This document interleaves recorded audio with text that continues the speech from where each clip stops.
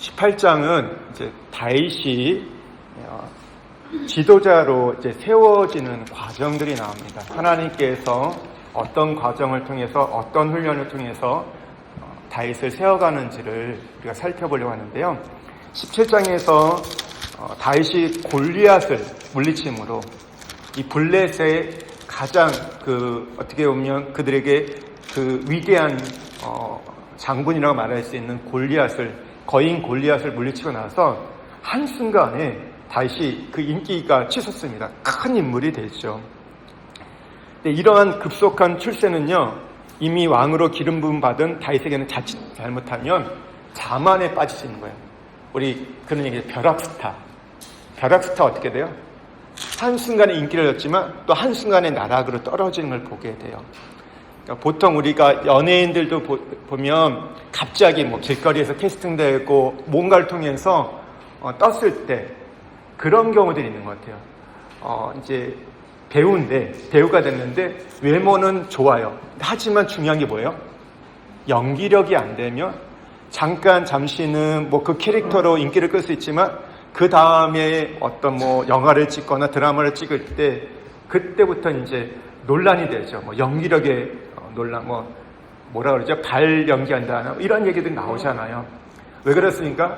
배우는 뭐로 증명이 돼야 돼요? 연기력. 인성도 필요하고 다른 거 다 필요하지만 배우이기 때문에 그 연기력이 없으면, 바탕이 안 되면 한순간에 뜰 수 있지만, 한순간에 사람들에게 인기를 얻을 수 있지만 한순간에 또 나락에 떨어지고 잊혀질 수 있다. 다윗도 그럴 수 있는 거예요. 골리앗을 물리쳤기 때문에 어떻게 보면 지금 민족의 영웅이 됐습니다. 차세대에 어떻게 보면 그 리더, 스타로 지금 부각이 되죠. 근데 이러다 보면 사람이 어떻게 돼요? 이 고공행진을 하다 보면요, 스스로 내가 잘나가지고 이렇게 된 거라고 착각하기 쉬워요. 그러니까 자만에 빠지기 쉽죠. 그래서 하나님께서는요, 이런 다윗을 겸손하게 하기 위해서, 또 타인의 고충과 고난받는 백성의 심정을 알게 하기 위해서, 그리고 이게 나 혼자 해서 된 게 아니라는 것을 깨닫게 하기 위해서 어떻게 합니까? 사울을 통해서 여러 가지 어려운 일을 당하게 하십니다.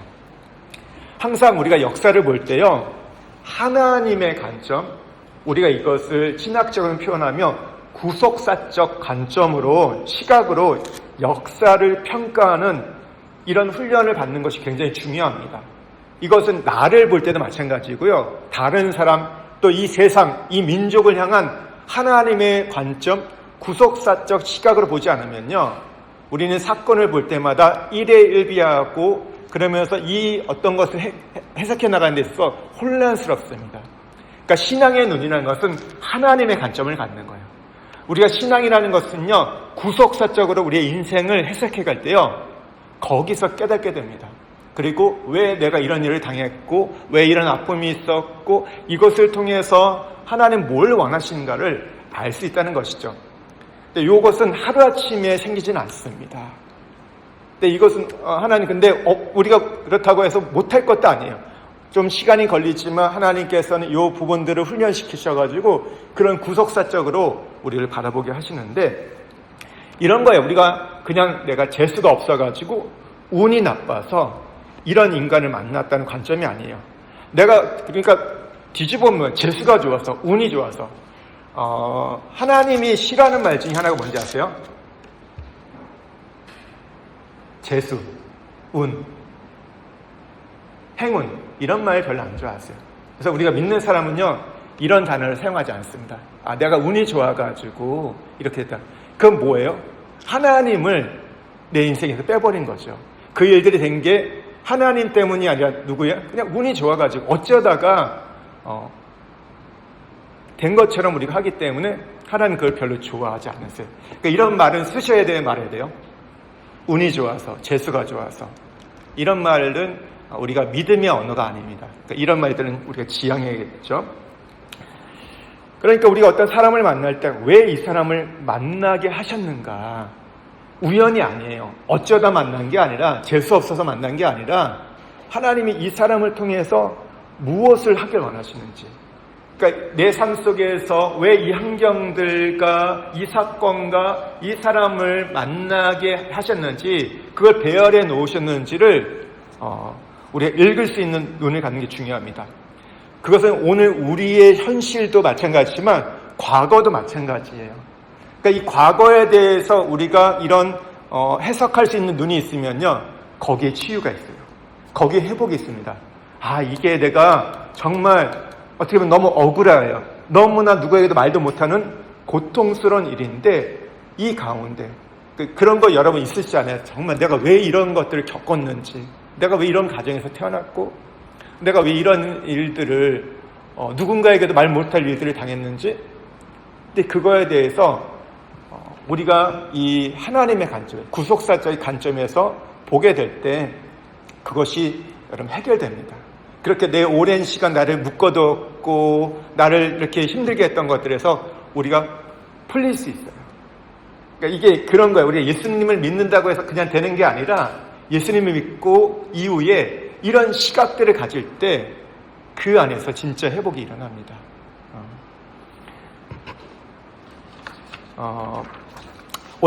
근데 오늘 여기서 중요한 거 보면요, 다윗이 이제 사울에게 대한 태도를 보면요, 매사에 종의 자세로 나갑니다.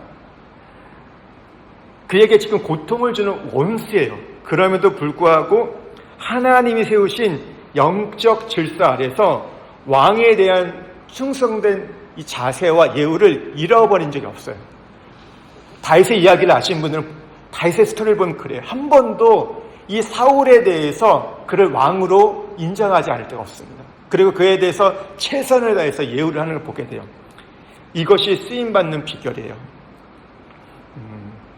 우리가 그래서 하나님의 눈으로 역사를 평가하는 것과, 또 하나 사람을 대할 때 감정이나 우리 어떤 이제 육신적인 정력으로 대하지 않고 하나님이 이 사람을 왜 세우셨는가. 비록 그 사람이 내 마음에 들지 않아요. 그래도 하나님이 나의 윗사람으로 세우셨다면 우리가 끝까지 어떤 대적하거나 또 그를 괴롭히는 행위를 하지 않고 섬기는 자세로 예우하는 것. 이것이 우리가 훈련될 때 우리가 이 땅 가운데에서 또 하나님의 사람을 리더로 세워질 수 있는 길이 열리는 겁니다. 쉬운 건 아니죠. 근데 이 과정을 반드시 거쳐야 된다. 그러니까 우리가 리더가 되려면요, 우선 사람을 존중히 여기는 마음, 그리고 하나님이 세우신 영적 질서를 인정하는 게 중요합니다. 우리 안에 우리도 그렇지만 우리 자녀들에 대해서 부모들의 마음이 있잖아요. 우리 아이들이 잘 되길 바라고, 또 그리고 어떻게 보면 이 세상에서 어떤 역할을 감당하는 리더가 되기를 원하는데, 그렇다면 이 두 가지를 우리가 가르칠 수 있어야 돼요. 사람을 존중히 여기는 것, 그리고 하나님이 세우신 영적 질서를 인정할 수 있는 것, 이것을 가르칠 수 있어야 돼요. 왜요? 리더가 된다는 건 뭐예요? 어떤 조직이나 단체를 이끌어가는 거지만 결국 그 안에 뭐예요? 사람이거든요. 그 사람에 대해서 존중하는 마음이 없다, 사람을 먼저 생각하는 마음이 없다, 그러면 그건 리더가 아니거든요. 나중에 가면 폭군이 되고 독재가 되죠. 자기의 야망을 위해서, 자기의 탐욕을 위해서 사람을 이용하는 자들이 되는 거죠. 얼마나 많은 정치인들이 그럽니까? 말로는 다 국민을 위해서, 나라를 위해서 한다고 하지만 뒤로는 뭐예요? 다 자기 어떤 야망을 성취하기 위해서.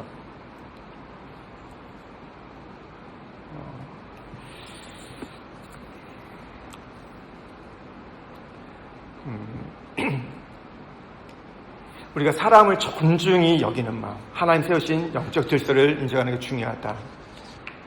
그러면서 오늘 다윗에게는요, 두 가지를 배워내 주셨어요. 하나는 극도의 고난을 주셨고, 또 하나는 위로와 격려의 프로그램을 배워내 주셨어요. 요나단을 통해서 이제 사랑을 받게 했고, 그래서 그 위로와 격려를 통해서 고난의 시절을 이렇게 기쁨으로 극복하게 하셨습니다. 그러니까 한 사람을 세움에 있어서요, 보면요, 많은 훈련 프로그램들이 작동합니다. 그러니까 시련과 고난도 있고, 사람을 아끼는 법, 또 격려와 지지를 받아서 스스로 자존감을 높이는 법, 또 사람을 인정하고 세우는 법 등 여러 가지들을 하나님 허락하세요. 그러니까 하나님께서 지금 다윗의 이스라엘의 성군 이제 왕으로 세우기 위해서 여러 가지 훈련을 이제 배열해 놓으십니다. 오늘 첫 번째가요, 신실한 믿음의 친구인 요나단을 통해서 격려를 받게 해요. 1절에서 5절에 보면요, 1절 말씀에 보시면요, 이런 말씀이 나와요. 다윗이 사울에게 말하기를 마침에 요나단의 마음이 다윗의 마음과 하나가 되어 요나단이 그를 자기 생명같이 사랑하니라. 요나단의 마음이 다윗의 마음과 하나가 되었다. 이 하나가 되었다는 원문의 뜻은요, 띠로 같이 동염했다는 거예요. 그러니까 요나단과 다윗의 마음이 서로 일치했다는 것이죠. 그런데 우리가 여기서 보면요, 이 일치되는 데 있어서는요, 서로 통하는 점도 있었고 서로 다른 점도 있었어요. 요나단의 성격과 기질, 다윗의 성격과 기질이요, 흡사했어요. 이게 서로 통하는 거였는데 그 핵심에는 뭐였냐면 믿음과 용기가 있었어요. 다윗도 믿음의 사람이었고 용기 있는 인물이었고, 앞에서 요나단도 보면요, 믿음의 사람이었고 용기의 사람이었습니다. 그러니까 서로 이 심성이 비슷하다 보니까 쉽게 호감을 느꼈고 쉽게 가까워질 수 있었던 거죠. 더 나아가 깊은 우정으로 연결될 수 있다는 거죠. 그러니까 믿음의 사람들은요, 그런 경험을 해보실 거예요. 다른 믿음의 사람을 볼 때 매력을 느낍니다. 세상적인 무엇이 아니라 저 사람 이런 신앙을 갖고 사는구나, 위기의 상황을 이렇게 극복했구나, 그런 거를 볼 때 마음이 끌린다는 것이죠.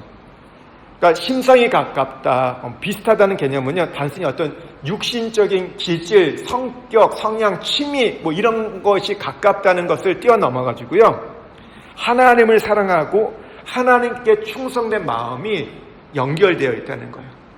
그렇지 않으세요?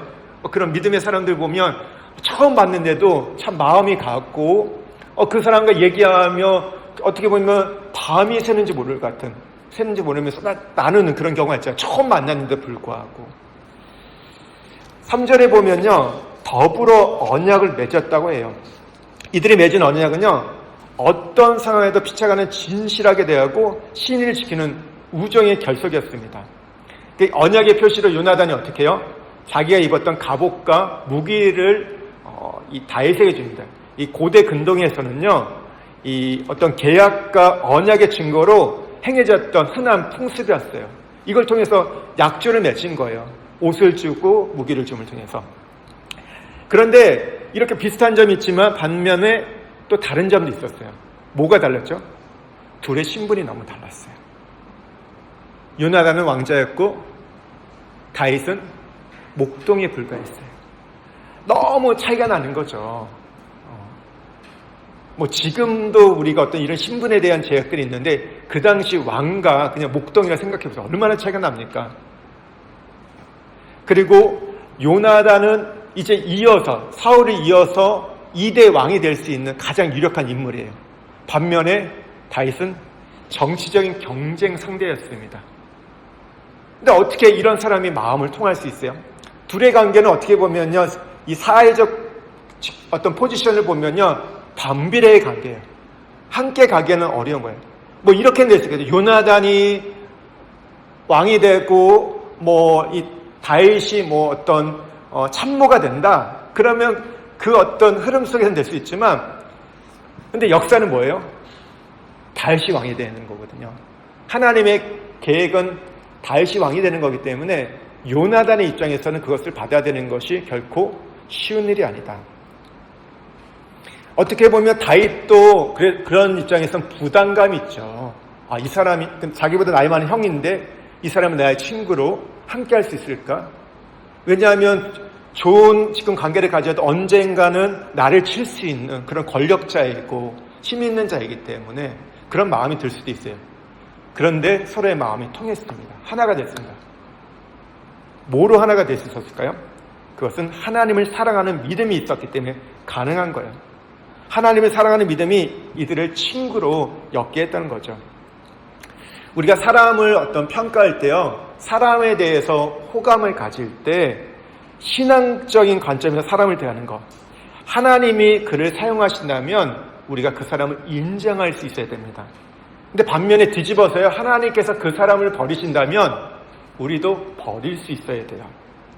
그런데 우리는 항상 사람을 평가할 때요, 내 입장에서 좀 평가를 많이 해요. 저 사람이 나와 가깝다, 나에게 유익이 된다 하면요, 이걸 먼저 생각하고 받아들이려고 해요. 근데 사실 이게 사실은 탐욕적이고 정욕적인 거죠. 비록 나하고 기질이 달라요. 어떤 일하는 패턴도 다르고 많은 것들이 다를지라도 하나님이 그를 사용하신다 하면 그를 인정할 수 있어야 한다는 거죠. 가끔 이제 교회들 보면 이제 타교회 이제 성도들이 본인 교회 어떤 목사님이 누구에 대해서 와서 좀 이야기하는 경우가 있어요. 근데 이야기한다는 게 뭘까요? 그리 좋은 건 아니겠죠. 좀 어떻게 보면 불평, 좀 힘든 걸 얘기를 해요. 그럴 때 여러분 어떻게 대해야 될까요? 같이 욕할까요? 이런 거예요. 어떻게 되냐면 하나님께서 그분을 폐해시켰느냐 아니면 사용하고 계십니까? 왜 하나님이 그걸 사용하고 있다고 생각하냐? 어떤 부분에서 하나님이 사용하느냐? 만약에 하나님이 사용한다면 당신도 그를 인정해야 한다는 거. 근데 하나님께서 그분을 버리셨다면 나와하고 너무 오랜 시간 함께 했을지라도 인간의 마음 있죠. 정이 있죠. 그럼에도 우리는 그것을 내려놔야 한다는 거. 이게 뭐예요? 사람을 평가할 때 내 관점, 내 시각, 내 마음이 아니라 하나님의 관점에서 하나님의 시각으로 훈련하는 게 중요하다는 거죠. 이 말이 근데 인간의 도리를 포기하라는 얘기는 아닙니다. 하나님이 버리셨다고 해서 내가 그분에 대한 인간의 도리까지 포기하는 것이 아니라 하나님이 더 이상 쓰지 않을 때는 우리도 그걸 그냥 내려놔야 돼요. 근데 하나님이 내가 싫어도 내가 마음에 안 들어도 하나님이 쓰신다면 그걸 인정할 수 있는 게 필요하다는 거죠. 근데 우리가 주인 될 때가 너무 많아요. 내 마음에 안 들면 아무리 훌륭한 사람도 그냥 우리는 제껴버립니다. 또 내 마음에 들면요, 못된 짓 해도요, 그냥 옹호하려고 해요. 뭐 그럴 수도 있지 하면서. 근데 그게 아니라는 것이죠. 오늘 이 다윗과 요나단을 보면 믿음으로 이루어진 우정은 아름답습니다.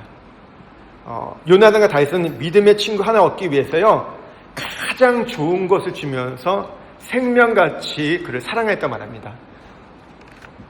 여기 3절에 보면 요나단은 다윗을 자기 생명같이 사랑하여, 그러면서 자기의 좋은 것들, 갑옷을 줬고 무기를 준 걸 보게 돼요. 생명처럼 사랑하였다. 여기는 하나님의 배후에 섭리가 있었고 또 두 사람 사이에 의기투합이 됐던 거예요. 그러니까 우리의 최고의 가치관, 우리는 신앙이라 할 때, 우리의 최고의 가치관이 우리의 신앙이다 할 때요, 비록 정적일 수 있어요. 나와 경쟁 상대할 수 있지만, 그러니까 그런 거잖아요. 다윗이 인기가 올라가면 요나단은 왕자이지만 그 왕위를 가질 수 있는, 그 계승할 수 있는 것이 점점 하락해요. 그러니까 둘 관계는 반비례 관계잖아요. 다윗이 인기가 올라가면 요나단은 떨어질 수밖에 없어요. 근데 요나단은 그러면 지금 자기의 불이익입니다. 많은 손실을 보지만 다윗을 소중히 여겨요. 자기 생명처럼 여깁니다. 우리가 여기서 얻게 되는 교훈이 뭐냐면, 진정한 친구를 얻으려면요, 헌신할 수 있는 대가가 있어야 한다는 거예요. 그냥 친구가 얻어지지 않습니다. 우리 어렸을 때부터 내가 우리 소위 그래요, 불알 친구라고 하는 그런 친구들이 있다고 해서 그냥 친해지나요?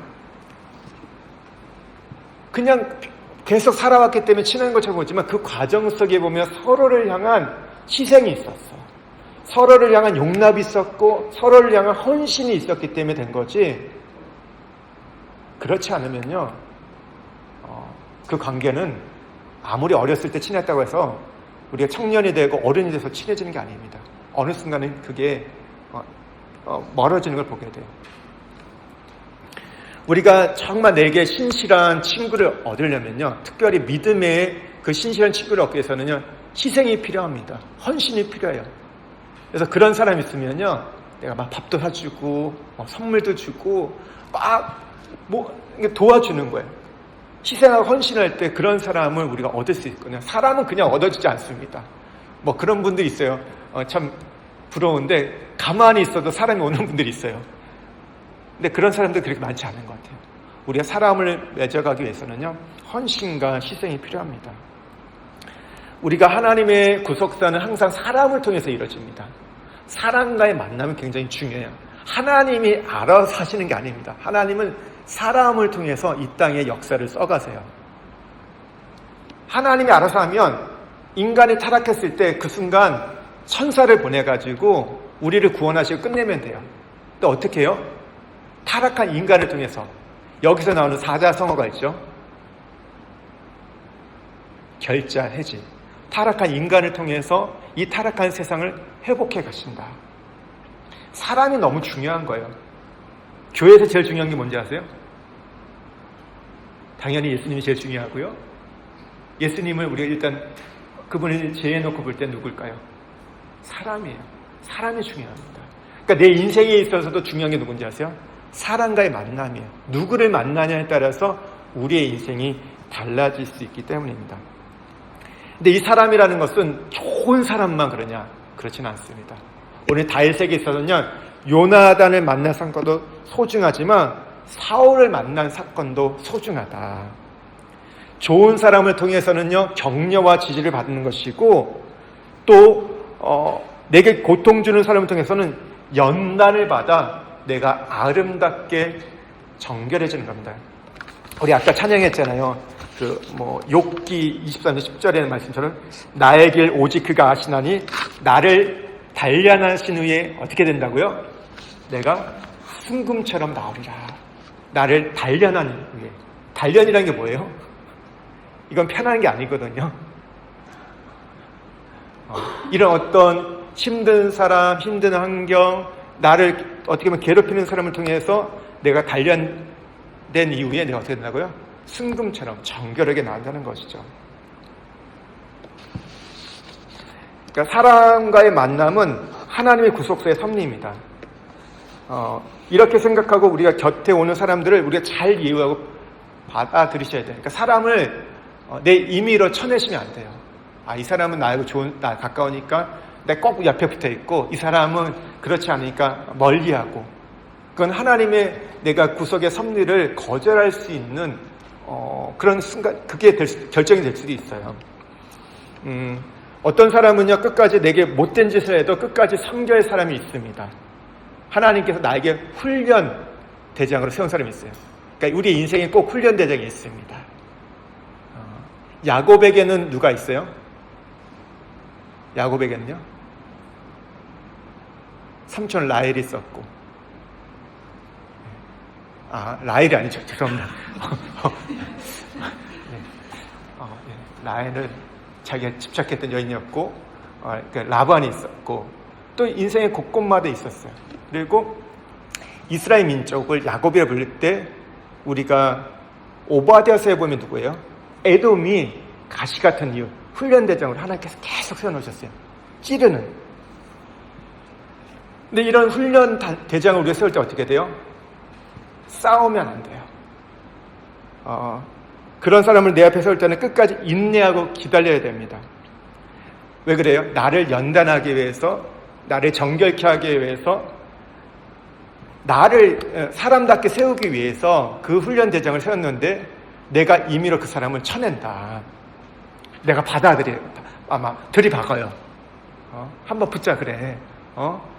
그럼 어떻게 될까요? 그 사람이 나를 떠날 수 있고 내 눈앞에 더 이상 안 보일 수 있고 내가 그 사람을 회피할 수 있지만, 그리고 나면 어떤 일이 기다리고 있을까요? 그 사람이 태권도 1단이면요 이제 내 앞에는 태권도 2단이 올 겁니다. 태권도 2단을 또 피해요? 그러면 종합 무술 5단, 10단 그런 더 강력한 자가 올 거예요. 그러니까 지금 여러분이 강력한 자 왜 만난지 아세요? 피해왔기 때문인 거예요. 내가 젊었을 때 말씀 깨닫고 그때 거기에서 그 훈련대장 통과했으면 별로 안 만났을 건데 내가 피하니까 그래 하나님 한번 해보자는 거예요. 그게 이제 야곱이 이제 어디죠? 야복강가에서 이제 하나님과 씨름한 것처럼 하나님 그런 사람을 붙여놓으세요. 할렐루야. 예, 몇 단 만나기 원하세요. 이건 하나님이 결정하는 게 아니라 내가 결정한다는 거. 스파링 파트너는요, 내가 결정하는 거예요. 내가 세다, 내가 고집이 강하다, 그럼 하나님이 그런 자를 앞에 놓습니다. 나보다 더 강한 자. 그런 사람 놓을 것 같아요. 나를 다루시는 거예요. 왜 그 남편을 만났을까요? 내가 그렇게 죽도록 사랑했던 남편, 어느 순간 저렇게 됐을까요? 누구 때문이에요? 우리는 보통 이제 이렇게 여인들의 품에는 이 남편에 대한 거의 한 열의 9은 안 그런 분도 있지만 대부분 여기 한이 서려 있어요. 막 남편에 대해서. 근데 왜 그 남편을 만나게 하셨을까요? 나를 위한 하나님의 배려인 거. 여러분 이걸 아셔야 돼요. 하나님 나를 버리지 않는 한, 우리가 사생자가 아닌 한 하나님은 나를 정결하게 하기 위해서 왕같은 제사장을 쓰시려고요, 사람을 통해서 우리를 훈련시키세요. 어떤 사람은 나에게 격려하고 지지하는 사람이 있고, 어떤 사람은 나를 좀 힘들게 하는 사람이 있어요. 근데 하나님 이것을 적절히 배열해가지고 나를 세워가신다. 하나님 무조건 나를, 근데 이 고통 속에만 몰아가지 않아요. 왜냐하면 그러면 우리가 튕겨나갈 거 알고 있거든요. 우리가 감당하지 못하기 때문에 거의 이제 우리 숨이 꼴까닥 넘어갈 때 그때 잠깐 건져내주세요. 그래, 누가 와서 옆에 격려해주고 지지해요. 그래서 좀 괜찮으실 것 같아요. 또 꼬로록하게 빠져들어요. 그러면 또 다시 건져내주고. 그러니까 그런 게 좀 반복이 돼요. 한 번은 아니다. 2번도 아니고 3번도 아니고, 내가 강하면 강할수록 그게 100번이 될 수도 있고 한데, 근데 내가 그것을 빨리 내려놓고 그 훈련대장이었을 때 내가 겸손하게 그걸 받아들이면 그 순간이 단축된다. 이건 하나님이 결정하는 게 아니에요. 우리가 이 부분 착각하시면 안 돼요. 신앙은요, 인격적인 거예요. 하나님이 나를 그렇게 40년 동안, 40년은 누가 결정한 거예요? 이스라엘 백성의 불신앙 때문이에요. 원래는 하나님은 1년, 2년이면 끝나고 싶었어요. 이게 본심이에요. 근데 아니니까 38년이 이제 방황의 시간들이 됐던 것들. 영적인 눈이 밝은 사람은요, 그래서 어떤 환경을 보기보다 사람을 보는 눈을 기르는 게 대단히 중요합니다. 왜 이 사람을 나에게 붙이셨지? 왜 나에게 이런 고통을 했지? 왜 이런 직원이 지금 내 밑에 와서 나를, 내가 사장인데 마치 이 주인처럼 노릇하고 있지? 이런 부분들. 우리는 그러잖아요. 내가 힘있게 가차없이 잘라버리면 된다 생각하지만 그럴 수 있죠. 근데 우리가 한번 물어보는, 하나님 왜 이런 사람이 나한테 왔을까요? 왜 나에게 어떤 동업하는 사람이 이런 사람이 붙여졌을까요? 이런 부분들, 왜 하나님 나의 주변에 이런 사람만 올까요? 물어보는 거예요. 그리고 하나님께서 이 사람을 통해서 나를 격려하신 이유가 뭘까? 그런 정말 그런 따뜻한 분들이 있어요. 격려를 잘하고 지지를 잘하는 분들. 그래서 그 사람을 만나게 하실 때도 있는데, 또 누군가를 통해서 할 때가 있어요. 그럼 하나님 왜 지금 나를 이렇게 격려하고 지지해 주실까? 우리가 이것을 어떤 감정으로 대하지 않고 하나님의 시각으로 대하는 것. 이게 하나님의 우리를 세우는 훈련의 방법입니다. 그리고 우리의 고난의 광야를 단축할 수 있는 비결. 그러니까 우리가 뭘 해야 돼요? 내 옆에 온 사람을 쳐내야 된다, 쳐내면 안 된다. 내 임의로 쳐내면 안 돼요. 때가 되면 하나님께서 그런 분들은 하나님 처리해서, 훈련대장은요 일회용이에요. 나를 위해서 했기 때문에 나를 향한 하나님의 목적이 달성되면 그때 거두어 가세요. 하나님은 그분을 이렇게 심판할 수도 있고, 아니면 그분하고 너무 관계가 좋아져요. 참 신기해요. 그렇게 으르는 걸 원수였던, 나를 잡아먹으려고 했던 그 사람과 너무 가까워질 수 있는 그런 관계도 돼요. 남편도 그럴 수 있다. 남편과 관계도 좋아질 수 있다니까. 그러니까 이런 부분들 잘 우리가 아셔야 돼요. 우리가 6절에서 30절에 보면 이제 여기는 이제 사울을 통한 고난의 훈련이 와요. 고난과 섬김의 훈련. 앞에서는 요나단을 통해서 격려가 있었지만 이제는 고난이 옵니다. 훈련 대장인 거죠. 다윗에게 있어서는요, 한 14년에 가까이 10년 이상을 이제 이 사울이 훈련 대장으로서 역할을 감당할 때 그러면 다윗은 이 사울에 대해서 어떤 태도를 가졌냐 우리가 좀 봐야 되는데, 다윗이 이 블레셋 그 골리앗을 물리치고 나서 승리했을 때 이제 다윗의 승전의 공적을 보고 군 총사령관을 섭니다. 어린 나이예요. 어린 나이인데도 불구하고 어떻게 보면 오늘날 보면 국방장관을 세웁니다. 최고의 자리에 올려놔요. 근데 다윗의 승전에 대해서 계속 승진하니까 여인들이 뭐라고 해요? 여기 보면 노래가 나옵니다. 우리 한번 6절과 7절 말씀 한번 읽겠습니다. 무리가 돌아올 때에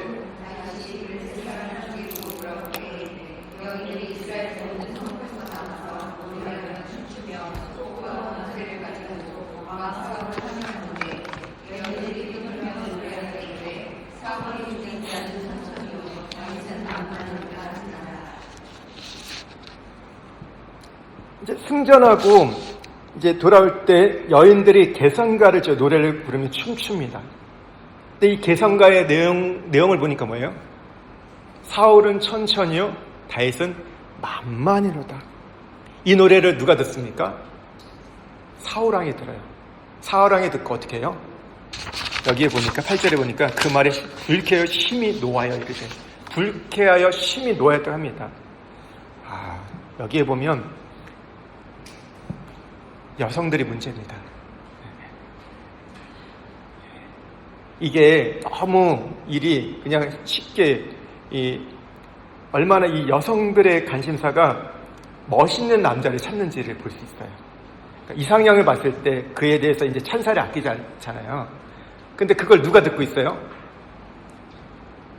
우리 쉽게 얘기하면 우리 남편이 있는데 다른 옆집 아저씨에 대해서 내가 막 칭찬을 해요. 더 잘했다 그러면 남편들이 그래 그럴까요? 분노하죠. 열받아하죠. 불쾌하죠. 아무리 그런듯 내가 남편인데 내가 지금 왕인데 이 다윗을 더 높이니까 지금 사울이 사실 어떻게 보면 꼭지가 돈 거죠. 너무 불쾌해요. 분노해요. 우리가 어떤 누군가를 칭찬하고 격려할 때 그래서 조심할 부분이 이런 거예요. 우리는 그냥 순수하게 그 사람 칭찬하고 격려하는데 옆에 있는 분들은 그렇게 안 받아들일 수도 있다. 그리고 같은 어떤 경쟁 상대일 때는 더 그런 것 같아요. 그냥 막 노래를 부른 거예요. 너무 좋아서 부른 거예요. 하지만 그걸 들었던 사울은 지금 노하고 불쾌하면서 뭐라고 생각해요? 8절에 보면은 그가 더 얻을 것이 나라 말고 무엇이냐 하고 그날로 사울이 다윗을 주목하였더라. 다윗을 주목했어요. 왜? 다윗이 이제 더 얻을 수 있는 건 나라. 내 왕위 외에는 없다. 나를 언젠가는 나를 밀어내고 이 자리를 차지할 거다. 그렇게 생각하게 됐던 거죠. 시기와 질투에 가득한 거죠.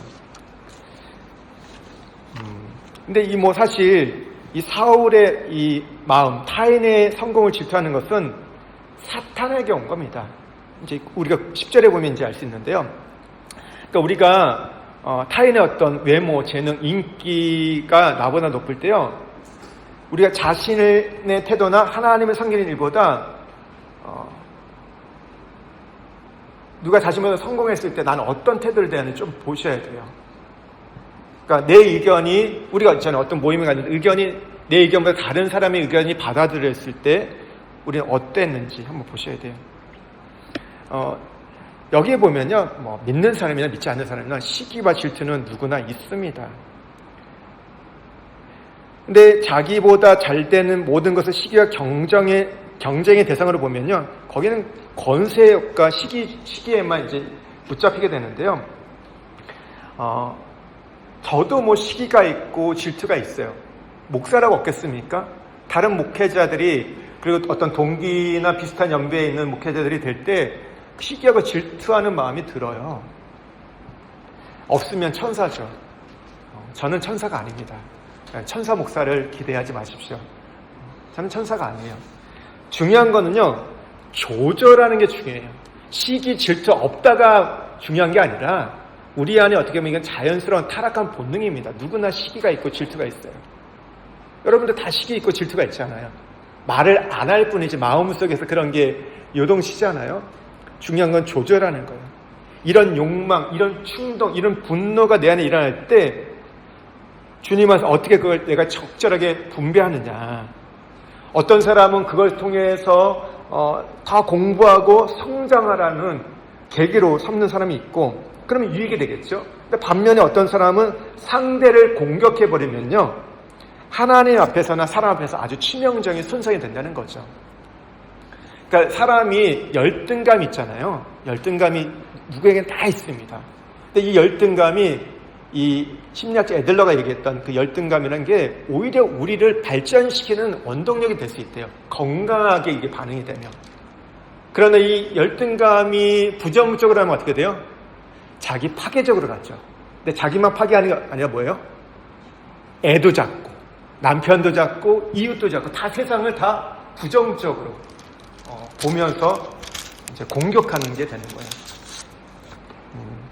그러니까 시기, 질투, 뭐 그렇게 해야 돼요. 어떻게 보면 솔직한 건 하나님 없게 해달라고 기도하는 게 아니라 이것이 우리에게 올라올 때 본능이기 때문에 올라올 때 하나님 것을 내가 적절하게 건강하게 그것을 사용할 수 있는 거로 유익한 쪽으로 사용할 수 있게 해달라고 기도하는 필요한 거죠.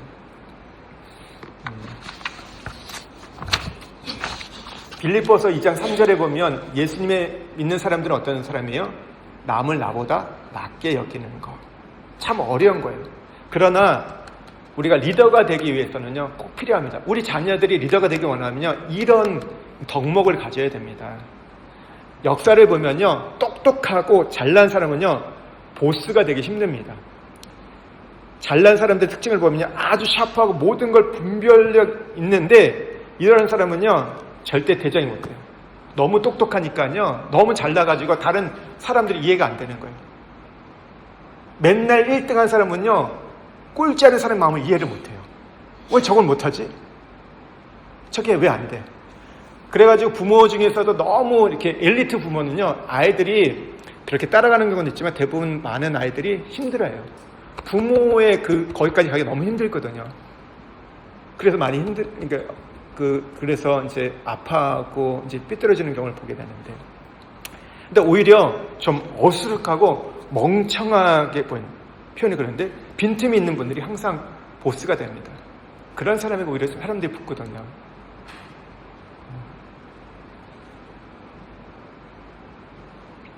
그런 분들은 어때요?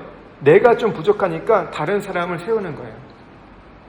예전에 우리 대통령들 좀 보면요, 그런 분이니까 내가 못하니까 어떻게 돼요? 그걸 누구한테 맡기는 거예요. 그러니까 더 잘해요.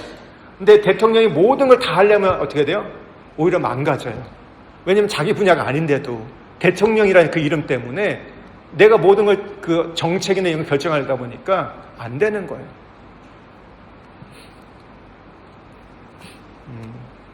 그러니까 우리가 시기와 질투의 마음이 우리 안에 있으면요, 우리가 세워질 수 없어요. 그런 사람이 리더를 세워지면 이제 골치 아픈 거죠. 갈등이 유발되고 싸우게 되고 누가 잘나면 못하는 거예요. 예전에 둘 다 살아계신 목사님인데 한 교회 목사님이, 그분도 굉장히 좀 훌륭한 목사님, 많이 알려진 목사님이에요. 그 목사님이 주일날 설교를 했는데 오후에 이제 주일 오후 예배 예전에는 많았거든요. 부목사님이 30 넘은 목사님이 설교를 했는데 뭐라고 했냐면, 오전에 담임 목사님이 했던 설교 잘못된 겁니다, 이렇게 얘기한 거예요. 그 내용이 아닙니다, 얘기를 했어요. 보통 교회 같은 경우는 난리 나죠. 부목사가 담임 목사님 설교를, 표현이 그러잖아요, 깐 거잖아요. 안 되잖아요. 지금도 좀 그런데 예전이거든요. 우리는 어떻게 보면 일단은 유교적인 문화가 있고, 그러면 보통 그러면 교회에서 그날로 이제 그분은 짐 싸요. 그 다음 주에 이 담임 목사님 설교를 하시는데, 지난주에 우리 교회 부목사님이 이렇게 설교하셨는데 맞습니다, 제가 잘못한 거예요. 그렇게 인정을 해주신 거예요. 어떻게 됐을까요? 그 다음에 목사님이 그 분이니까 오히려 그걸 존중하고 시기하고 질투하지 않고 세워지니까 그 부목사님도 한국교회에서 많은 부분들을 공헌하게 되셨어요. 많은 역할을 또 감당하는 그런 분을 세워졌어요. 거기서 잘라버렸다, 밟아버렸다. 그러면 그분은 다음에 어디 갈 자리가 없거든요. 근데 시기하지 않고 질투했을 때, 받아줬을 때 참 귀하게 쓰인 거죠. 우리가 시기와 질투가 있으면요, 하나님 앞에서 우리는 직분을 잃게 됩니다. 남을 나보다 낮게 여기는 게 그리스도의 마음이라고 하는데, 우리가 내면에 시기심이 가득하면요, 악령이 역사하기 시작해요. 10절에 보면요, 그 이튿날 하나님께서 부리신 악령이 사울에게 힘있게 내리네. 빛과 어둠의 영적 전쟁의 책을 보면요, 우리가 사람을 미워하고 시기하면 그 순간 악령이 들어와서 우리를 이용한다고 합니다. 그러니까 마음 가운데 일어나는 그 어떤 움직임 하나하나가 영적인 세계와 직결되어 있다는 거예요. 그러니까 우리가 이것을 모르면 그냥 누굴 미워하는 마음이지, 그냥 시기하는 마음이지, 그게 아닙니다. 그게 마귀에게 틈을 주는 거예요. 그 틈을 통해서 시기하는 틈, 우리가 어떤 미워하는 틈, 질투하는 틈을 통해서 마귀에 들어와서 우리 안에서 역사해요. 그러면서 이 악령, 귀신의 세력에게 힘을 주는 거예요. 그게 에너지가 되는 거예요. 공급원이 되는 거예요. 내가 미워하면 미워한 만큼, 시기하면 시기하는 만큼 그 시간이 오래가면 갈수록 우리 안에서 역사하는 이 사탄의 힘이 더 강력해지는 겁니다. 사탄은요, 그냥 강해지는 게 아니라 우리가 죄를 짓거나 누군가를 미워하면 그게 더 강해지는 거예요. 더 우리 안에서 그래서 힘있게 역사할 수 있게 된다는 겁니다. 성경에 그래서 뭐라고 해요? 분을 품어도 하루를 넘기지 말라. 분을 안 품을 수가 없어요. 우리는 성인군자 아니잖아요. 우린 예수님도 아니고 품을 수 있는데 어떻게 해요? 하루를 넘기지 말라고 얘기해요. 하루가 넘어가면 어떻게 해요?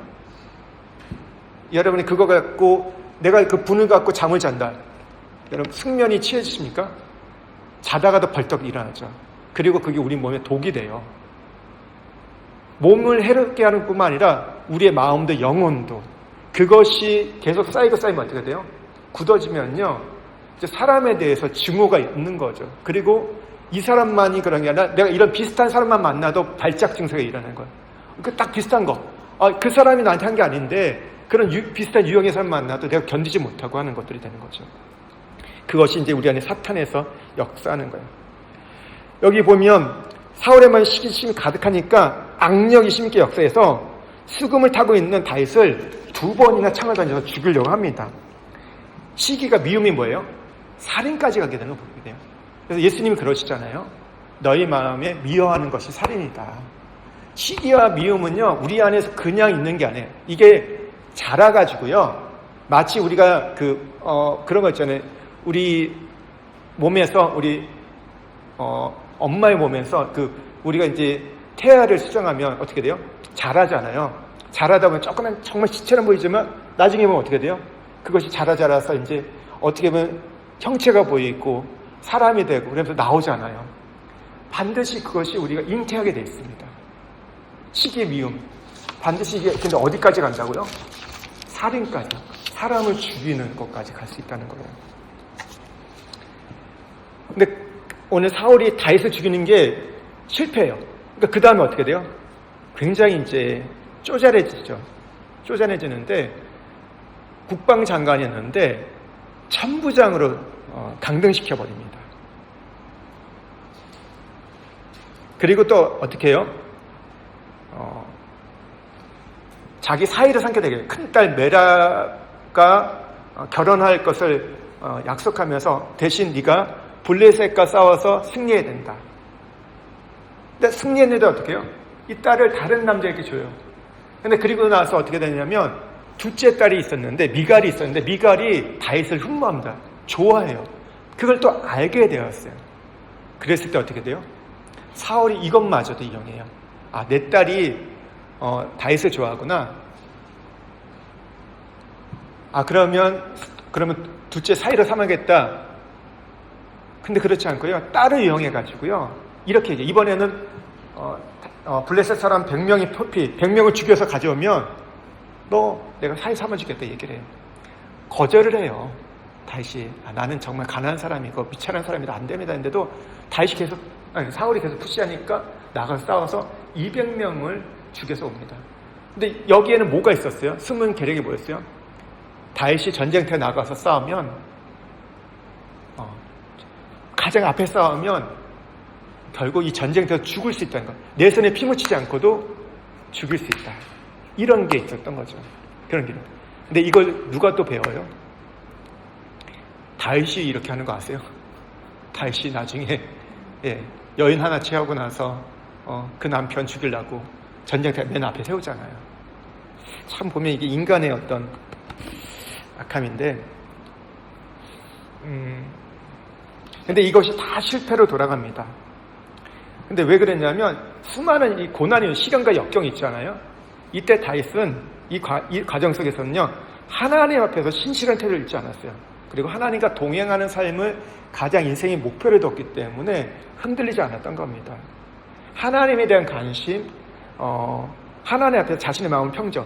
그러니까 여기 뭐냐면 다윗이 뭘 봤냐면 사울을 본 게 아니에요. 누굴 봤어요? 이런 과정 속에서 하나님을 봤기 때문에 통했던 겁니다. 사울은 지금 자기에게 역경을 가져다주는 훈련대장이라고 했던 거예요. 그러면서 중요한 것은 하나님과 동행하는 것에 마음을 뒀기 때문에 이걸 이겨낼 수 있어요. 어떤 분들이 이런 얘기를 해요. 가룟 유다, 빌라더가 공로자가 아니냐. 예수님이 십자가에 지고 인류를 구원하기 위해서 이런 사람이 필요한 게 아니냐.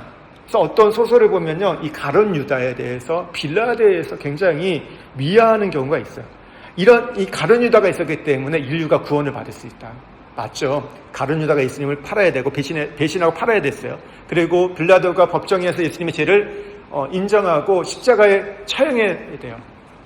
그런데 이런 사람을 로마서 9장에서 뭐라고 얘기하냐면요, 멸망하기로 예비된 진노의 그릇이다. 이거는 하나님의 어떤 섭리를 이루기 위해서 그냥 일회용을 쓰다가 버릴 진노의 그릇이에요. 그런데 우리는 어떤 그릇이 돼야 돼요? 누군가를 섬기고 사랑하고 높일 줄 아는 영광 받기로 예비된 그릇이 되어야 한다는 거죠. 똑같은 그릇이지만 어떤 한 그릇은 진노의 그릇이고 하나는 영광의 그릇. 사울은 지금 진노의 그릇이 됐던 거예요. 근데 우리는 그렇게 쓰임받으면 안 되겠죠. 나 하나님 앞에 쓰임받았어. 다윗을 왕으로 세웠는데 그렇게 쓰임받았어. 근데 그거는 너무 비참한 거죠. 다윗처럼 섬기고 높임을 통해서 영광을 받는 그릇이 돼야 돼요. 우리 한 가지만 더 살펴보면요, 다윗은 이런 과정 속에서도 어떤 삶을 살았냐면요, 하나님과 동행하는 삶을 삽니다. 12절 말씀해 보면요, 한번 같이 읽겠습니다. 12절. 여호와께서 사울을 떠나 다윗과 함께 계심으로 사울이 그를 두려워한지라. 떠나는 사람이 있고 함께하는 사람이 있어요. 하나님이 떠나는 사람이 있고 하나님이 함께하는 사람. 14절 말씀도 한번 같이 읽겠습니다. 다윗이 그의 모든 일을 지혜롭게 행하니라. 여호와께서 그와 함께 계신다. 하나님이 함께 하셔서 모든 일을 지혜롭게 행하게 됩니다. 우리 또 28절 말씀도 한번 좀 읽어볼게요. 여호와께서 다윗과 함께 계심을 사울이 보고 알았고 사울의 딸 미가도 그를 사랑함으로. 다윗과 하나님 함께하는 것을 오늘 사울도 보고 알았대요. 우리가 요셉 얘기할 때만 그러잖아요. 종살이 할 때, 제수살이 할 때 어떻게 돼요? 애굽에 있던 믿지 않는 사람도 그가 하나님과 함께함을 보고 알았다는 거예요. 이게 진짜 간증입니다. 그러니까 우리가 안 믿는 사람들이 저 사람은 하나님 함께 하시구나. 저분 보니까 정말 하나님이 살아 계시는 분구나. 이게 진짜 간증이라는 거죠.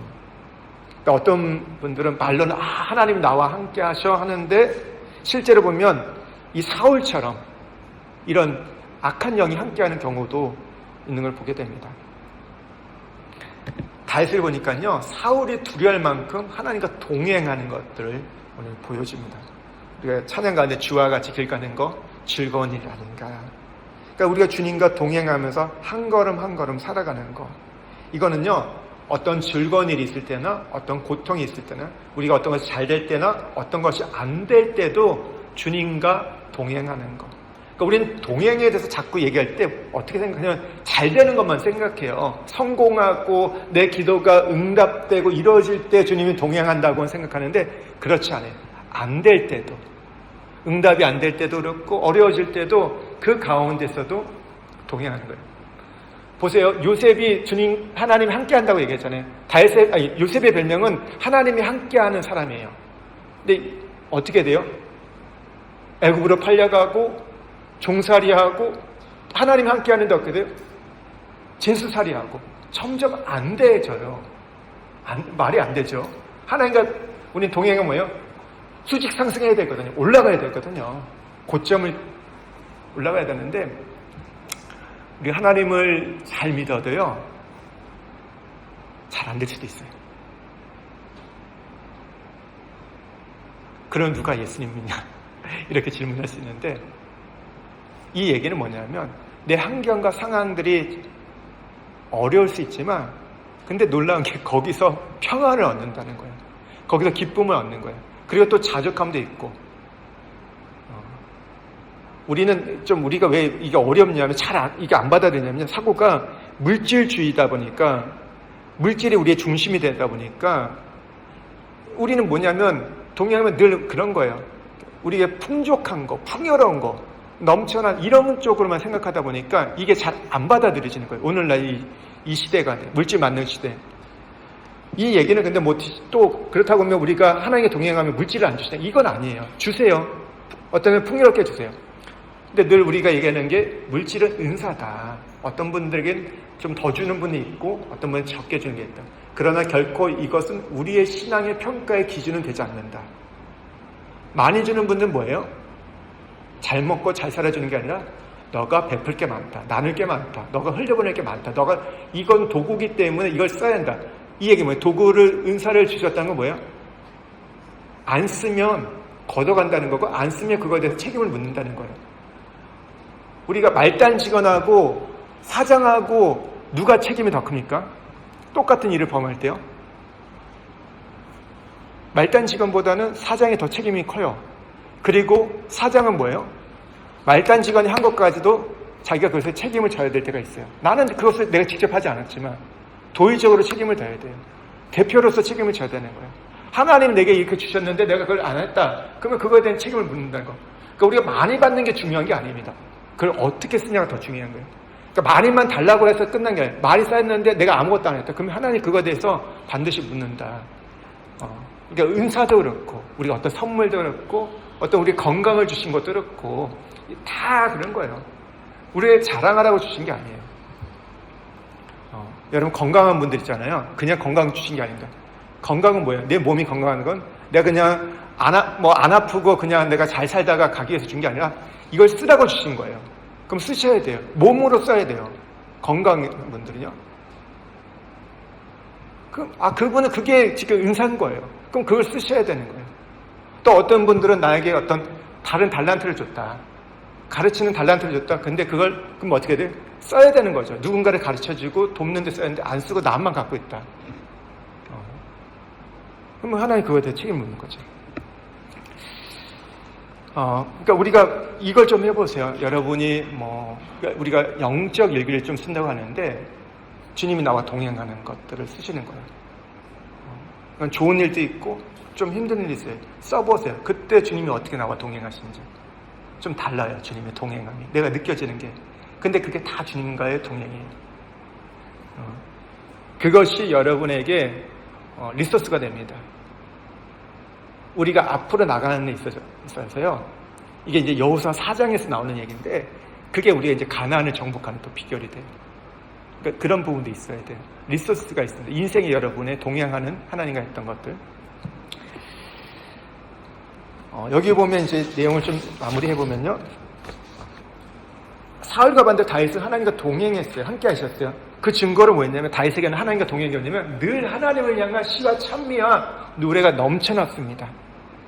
사울의 손에는 지금 뭐가 주어져 있어요? 창이 있어요. 반면에 다윗의 손에는요 악기가 있었습니다. 다윗의 마음은요 하나님을 향한 마음이 있었는데 사울은 지금 누구를 보고 있어요? 다윗만 보고 있어요. 저놈 저놈 때문에 내가 지금 인기가 떨어져. 왕이 어떤 그 건세가 약해지고 있어. 저놈만 죽이면, 저놈만 없애면. 늘 그 마음 속에 있는 거예요. 여러분, 누구 미워해 본 적 있으세요? 죽도록 미워해 본 적 있으세요? 저 인간만 없어지면. 그 마음이 있을 때 어때요? 일이 잘 되세요, 안 되세요? 다른 게 안 보여요. 다른 중요한 일이 안 보여요. 그 하나만 오롯이 꽂혀가지고 거기에 복수심에 불타가지고 증오에 불타가지고. 사울과 다윗의 지금 바라보는 것, 관점이 다릅니다. 내가 뭘 보고 사냐? 내가 뭘로 즐거워하냐에 따라서 우리의 인생이 결론이 달라질 수 있다는 거죠. 다윗에게는 평화가 있었습니다. 반면에 이 사울에게는요, 계속해서 증오와 분노. 사울은요, 다윗을 두려워해요. 그리고 평생에 다윗을 대적으로 삼습니다. 불쌍한 인생이 된 거죠, 어떻게 보면. 왕이 됐는데도. 다윗은요, 사울이 여러 번 약속을 어겨요. 모욕해요. 그때 다윗은요, 발람보다 하나님의 계획과 때를 기다려갑니다. 다윗이 이럴 때, 사울이 비인격적이다, 지도자로서 자격이 없다, 들이받았으면요, 다윗은 하나님 앞에서 점수를 잃었을 겁니다. 그런데 다윗은 하나님 때를 기다렸어요. 하나님께서 손보실 때를 기다렸다는 거죠. 이게 굉장히 어리석은 것처럼 보이지만 이것 때문에 다윗이 하나님 앞에 존귀한 자로 인정받은 거죠. 그러니까 우리는 하나님이 손보시기 전에 내가 하나님 돼서 손보면 안 돼요. 이게 어려운 부분이에요. 근데 이게 되면요, 하나님이 그런 분들을 존귀하게 여기세요. 절대 내가 사람을 손보려고 하지 마십시오. 왜냐하면 우리는 심판자가 아니거든요. 그게 하나님께 에덴 동산에 세웠던 우리가 하나님 나라를 세우는 원리인 거예요. 원칙입니다. 사람 손보지 마. 내가 손볼게. 그건 내 역할이야. 내가 심판자고 내가 판단자다. 너는 피조물이지 않냐.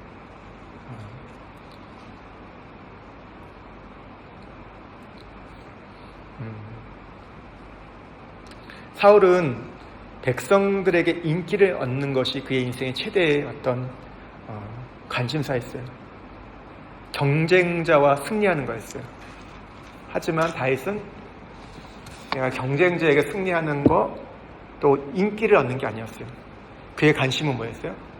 이 가운데서 내가 하나님과 동행하는 거. 저는 우리 아이들이 그렇게 컸으면 좋겠어요. 어떤 경쟁에서 꼭 이기고, 어떻게 보면 승부욕이 있고, 어떤 거 할 때마다 지면 견디지 못해서 이런 것도 세상을 사람이 필요한 거지만, 그리고 인기 받고 칭찬받고 이런 것도 필요하겠지만, 더 중요한 거는 우리 아이들이 하나님과 동행하는 거. 이게 제일 기쁨이다, 즐거움이다. 내가 공부를 할 때도, 내가 어디 직장을 갈 때도, 뭘 할 때도 이게 제일 기쁨이다. 이게 됐으면 좋겠어요. 다윗은 모든 관심, 모든 촉각이 하나님과 동행함이 있었기 때문에, 다윗도 물론 우리가 이제 광야의 이 과정들을 보면 엎치락뒤치락해요. 실수도 하죠. 그런데 하나님과 동행이 가장 그의 관심사이기 때문에 넘어졌지만, 실패했지만 다시 일어날 수 있었어요. 하지만 사울은 그게 관심사가 아니다 보니까 실패했을 때요, 다시 일어나지 못해요. 더 깊은 나락으로, 늪으로 빠지게 되지 거길 벗어나지 못합니다. 우리가 하나님과 동행할 때 하나님께서 그런 사람들을 세우시고요, 오늘 그 사람을 통해서 또 많은 사람을 살리게 된다는 것이죠. 우리가 하나님과 동행할 수 있는, 그 동행은 고난 속에서도 또 격려 속에서도, 잘 될 때도 힘들 때도 어느 때든지 하나님과 동행할 수 있는 우리가 되고, 우리 자녀들이 그렇게 될 수 있도록 우리가 기도하기를 소망합니다. 제가 기도하고 마칠게요. 하나님 아버지, 우리를 왕같은 제사장으로 부르시고 세우심에 감사합니다. 그러나 여전히 우리의 마음에 하나님 사람을 소중히 여기고 무시하고 질투하고 거절하는 마음이 있습니다. 하나님이 우리 가운데 세우신 영적 질서가 있습니다. 때로는 우리에게 좋은 격려자를 보내주실 때도 있고, 우리를 지지하고 우리를 존중하고 세워주는, 내 편이 되어주는 사람들이 있습니다. 하나님 그런 분들 만날 때 참 우리가 힘이 되고 하나님 좋습니다. 그런데 또 한편 하나님 우리에게 다윗에게 사울이 있는 것처럼 훈련 대장을 우리가 세우실 때가 있습니다. 나를 괴롭히고 나를 힘들게 하고 나에게 고통을, 억울한 일들을 가져다주는 사람이 있습니다. 하나님 그때 우리의 마음에 드는 거는 그 사람을 하나님 우리가 우리 삶 속에서 하나님 치워버리고 피해버리고 하나님 더 이상 상종하지 않으려고 하는 그런 마음이 있는데, 하나님 그러다 보면 우리가 어느 순간 하나님의 의도와 그 계획들을 놓칠 때가 있습니다.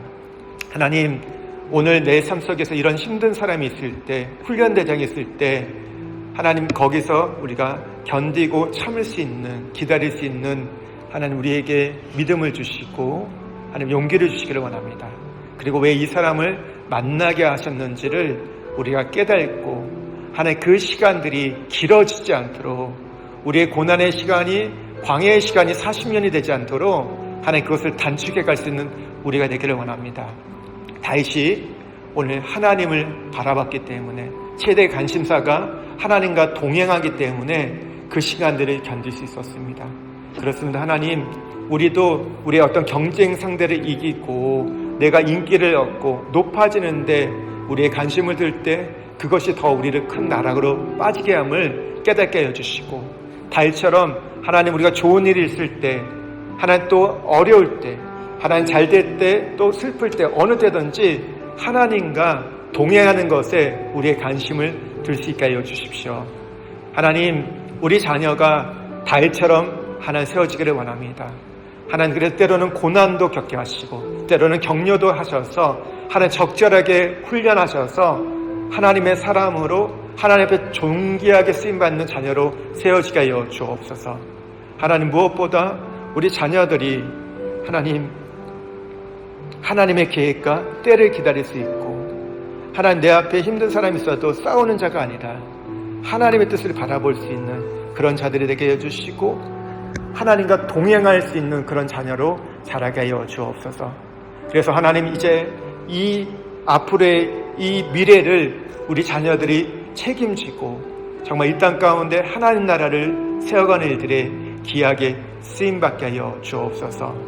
하나님 우리 교회도 우리의 관심사가 다른 어떤 것이 아니라, 다른 어떤 교회와 비교함이 아니라, 다른 어떤 것을 부러함이 아니라 하나님과 동행함이 우리의 최고의 관심사가 될 수 있게 하여 주옵소서. 그 안에서 우리가 행복을 누리고 기쁨을 누리고 평화를 누릴 수 있는 우리 교회 되게 해주시고 우리 성도들 되게 하여 주옵소서. 하나님 오늘 우리 가운데 말씀 주심을 감사하고 이 말씀 갖고 또 우리가 하루를 살아가고 이번 주를 살아가 하나님 그 삶의 전리품을 갖고 또 주일에 와서 예배 드릴 수 있는 우리가 되게 하여 주옵소서. 하나님 한 가지 또 기도하는 것은 오늘 우리가 하나님의 관점과 하나님의 구속사로 우리의 인생을 해석함의 중요함을 배웠습니다.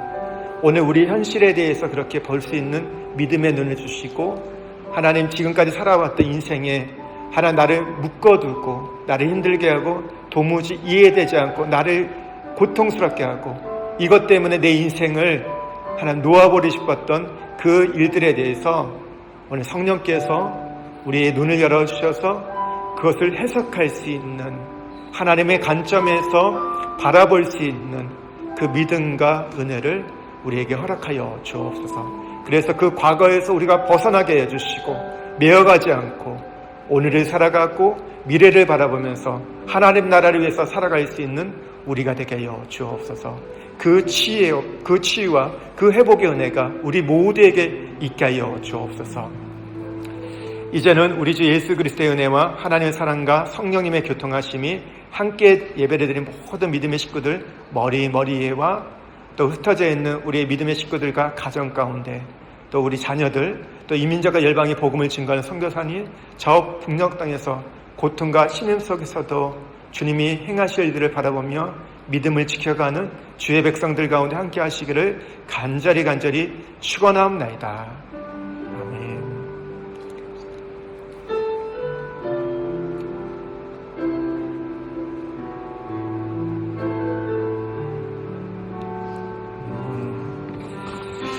감사합니다. 예배 마쳤고요. 한 가지 간과하면 우리 다음 주 수요일 예배는 동일하게 예배드리는데